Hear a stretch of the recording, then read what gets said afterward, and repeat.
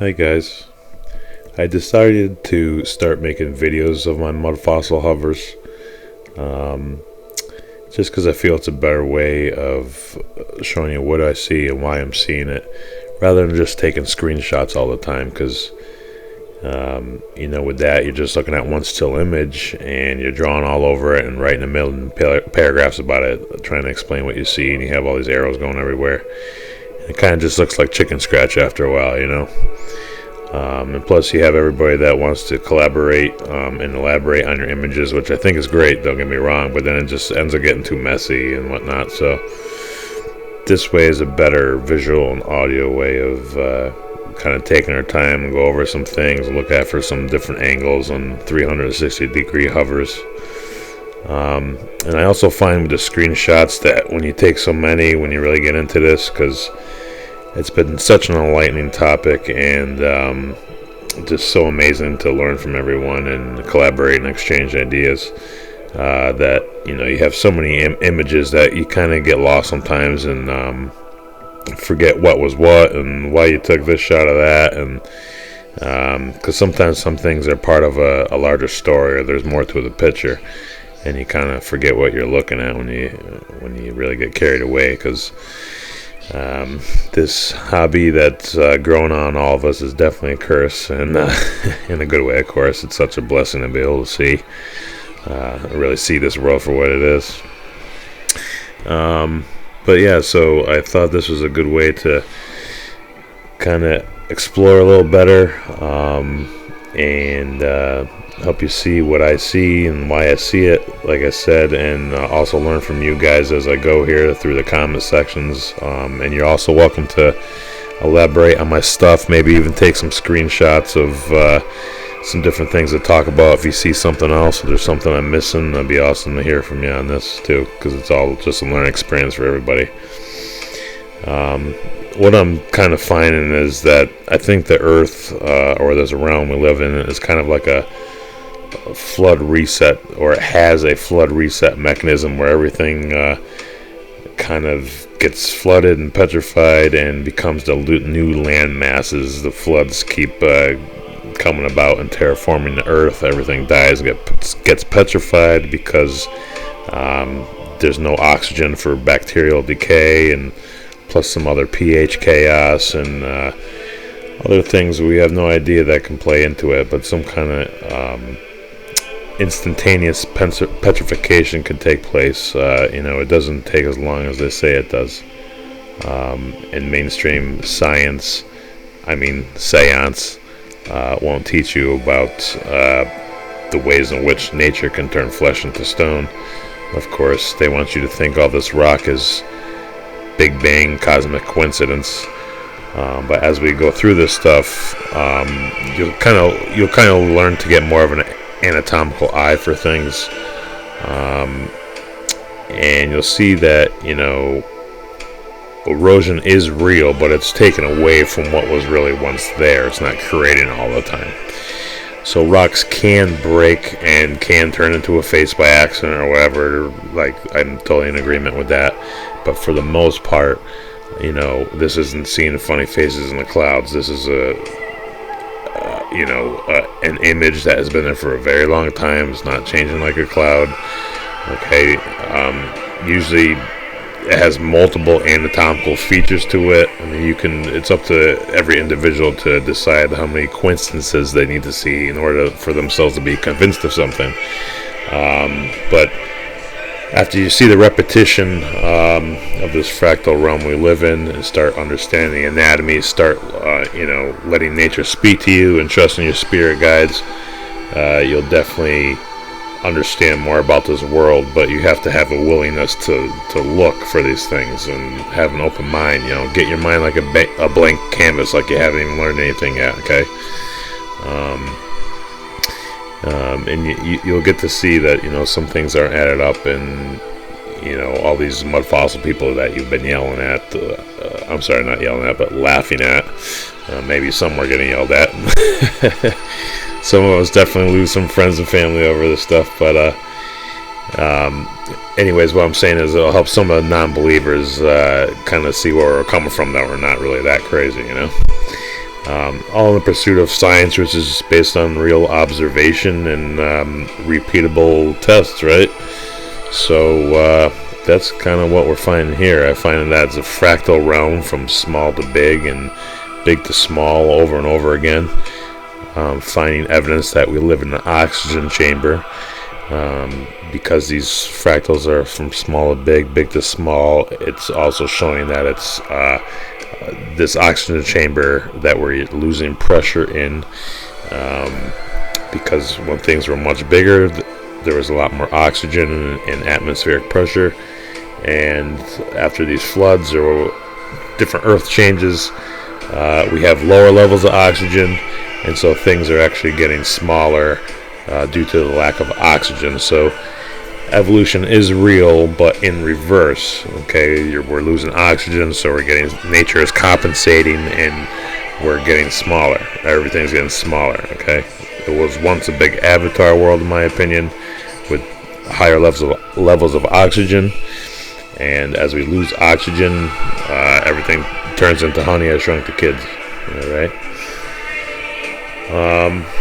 So that's kind of theory. Okay, high pressure oxygen chamber. Things were very big back then, the size of land masses. As we lose oxygen, we get smaller in size. Flood reset mechanism keeps petrifying things, terraforming the earth, and it petrifies everything, and it creates new land masses out of the carcasses, basically. It's crazy that sounds, but we got a lot of evidence of that. So let me just, without continuing rambling on here, let's take you to one of my earlier days studying this stuff. An elephant I found here in Bolivia.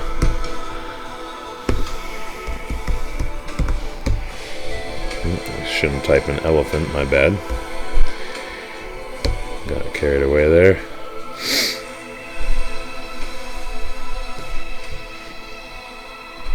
Sorry, next door to Bolivia.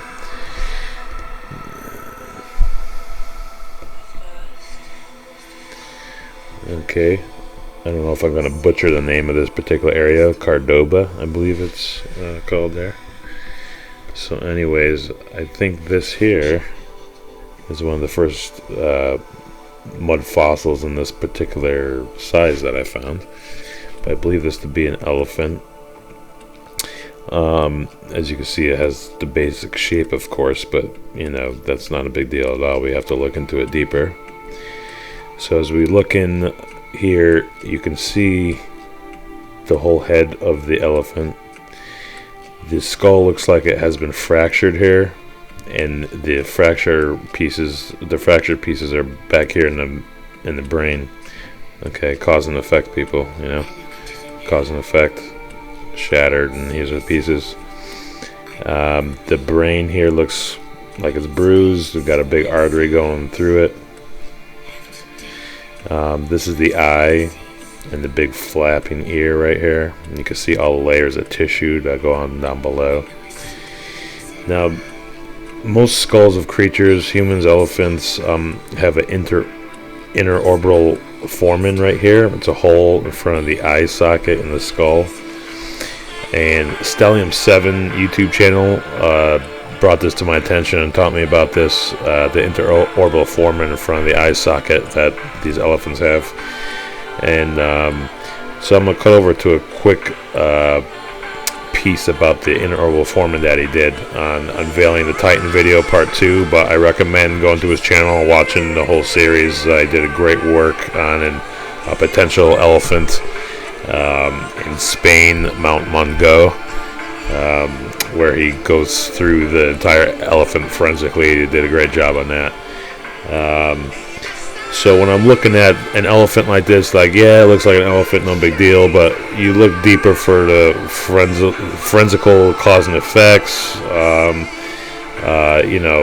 You're not just looking for the eye, you're looking for the inner orbital foramen, for example. You want to make sure you have all your parts and everything's where it should be. If you're looking for the back or the rest of the body, we can probably all agree that this does look like vertebrae right here, okay? So you're looking for all these different kind of things in order to make, the pretty face match up to everything, okay? This isn't just like looking at the clouds and find that, cloud looks like a bunny or whatever. You gotta look at it deeper than that. You want to look for different anatomical features of these creatures, not just like, oh, there's an eye, okay? So that's the kind of level of thinking I want you to be on. Alright, so just to review, we got that bruised brain, that fracture, cause and effect with the chips in the back of the brain here, the eye and the orbital foramen, the flapping ear, vertebrae in the back, and then the long trunk. Okay, let me just cut this music real quick and go over to his Unveiling the Titan Part 2, where he mentions the inner orbital foramen by the eye socket. Okay.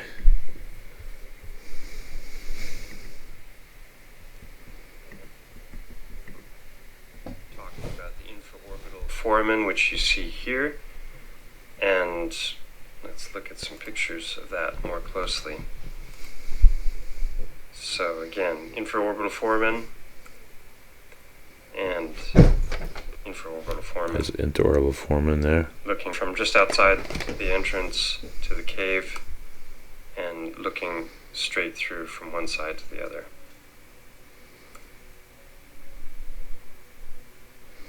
Highly recommend going to this gentleman's channel, Stellium 7. Take a closer look, so someone with look how high and the size of the eye cavity in that view. Can take a look at these. Look how high that thing is.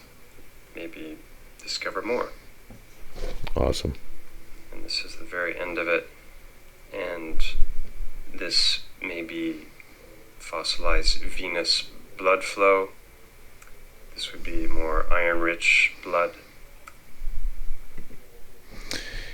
Very awesome. I just wanted to show you that little bit there on the inner orbital foramen that we're looking at back here. Okay.